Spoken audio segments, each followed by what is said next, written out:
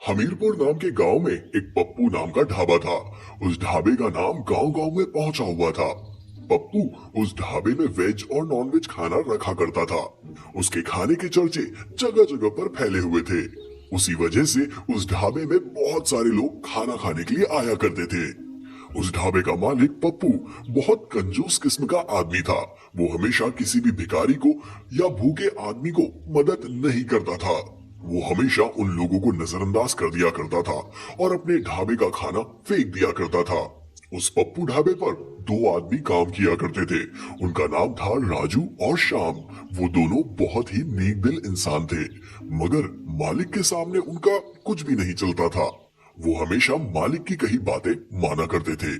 एक दिन उनके यहाँ एक भिखारी औरत भीख मांगने आती है और वो भिखारन बहुत दिनों से भूखी दिखाई देती है। मालिक, कुछ खाने को मिल जाता तो बहुत अच्छा हो जाता मालिक।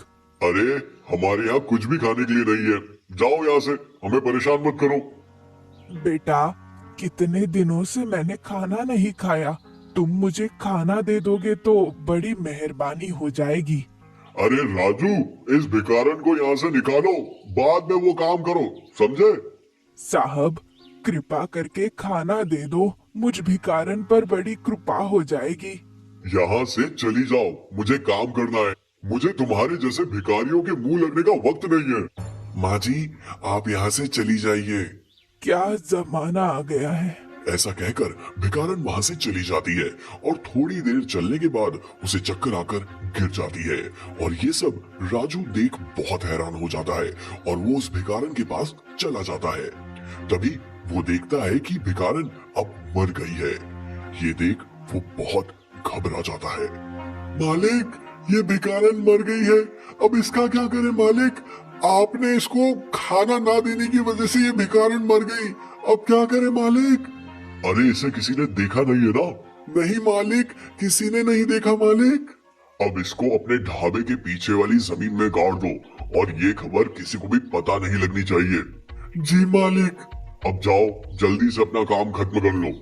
ऐसा बोलकर पप्पू काम करने अपने ढाबे पर बैठ जाता है और राजू उस भिखारन की लाश को ढाबे के पीछे की जमीन में दफन कर देता है और आकर अपना काम करने लगता है। अब उस दिन उसका धंधा कुछ अच्छा नहीं चलता। इसी वजह से वो सारे नौकरों को जल्दी काम से छुट्टी दे देता है और खुद भी जल्दी घर चला जाता है।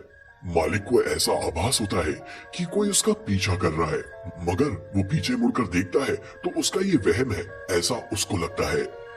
अरे, मेरे मन का वहम है, जाने दो, जल्दी घर चले जाता हूँ, बहुत जोर से भूख लगी है। मैं भी देखती हूँ तू कैसे खाना खाता है। मुझे खाने को नहीं दिया और खुद मजे से खा रहा है।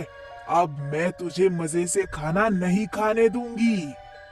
ऐसा कहकर भिखारन उसके खाने की प्लेट में खाना गायब कर देती है और मालिक भूखा रह जाता है।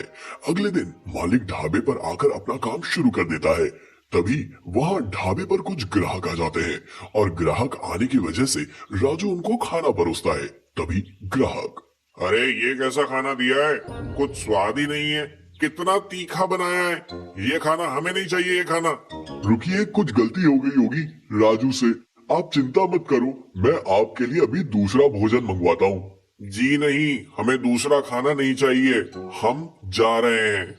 ये सब सुन के मालिक राजू पर बहुत गुस्सा हो गए और उससे, अरे राजू, ढंग से तो खाना बनाया करो, इतना तीखा खाना मत बनाया करो, समझे?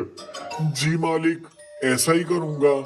अब राजू वहां से चला जाता है और मालिक भी वहां से चला जाता है और उस ढाबे पर हर रोज कुछ ना कुछ ऐसी घटनाएं हुआ करती थी, मगर उस मालिक को यह समझ में नहीं आ रहा था कि ये सब कैसे हो रहा था।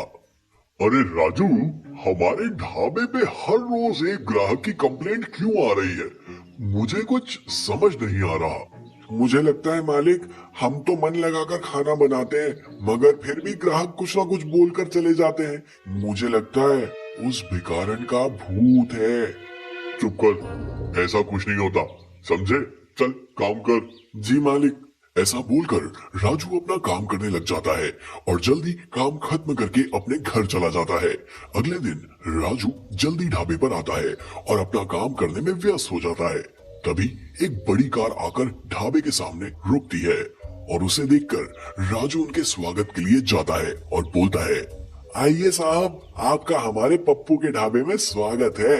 ये सब देखकर वो बड़े खुश हो जाते हैं और राजू से बोलते हैं, हम आपके ढाबे का नाम सुनकर यहाँ आए हैं, क्या स्पेशल है आपके यहाँ पे? ये लीजिए साहब मेनू कार्ड, आप ये सब देखकर ऑर्डर कर सकते हैं। हमें इस ढाबे की स्पेशल डिश कौन सी है, वो खिलाओ। ऐसा बोलते ही राजू खुशी से बोलता है, जी साहब, अभी आपके लिए चिकन की स्पेशल डिश और कीमा लेकर आता हूँ, बहुत अच्छा बनता है हमारे यहाँ पे। जी, लेकिन जल्दी लेकर आना, बहुत जोर से भूख लगी है। जी साहब, अभी गया और अभी आया। राजू अपने ढाबे के किचन में चला जाता है और उनके लिए एक स्पेशल थाली सजाकर लेकर आता है। उसमें गर्मा गर्म खाना परोसता है। वो टेबल पर थाली रखता है और वहां से चला जाता है।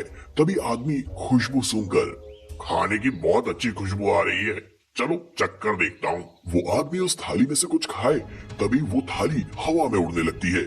ये सब देखकर सारे लोग घबरा जाते हैं और वो आदमी जोर जोर से चिल्लाता है, भूत भूत, यहाँ पे तो भूत है। ऐसा बोलकर वो लोग भाग जाते हैं। सारे ग्राहक भाग जाते हैं। अब उस ढाबे पर कोई नहीं आता।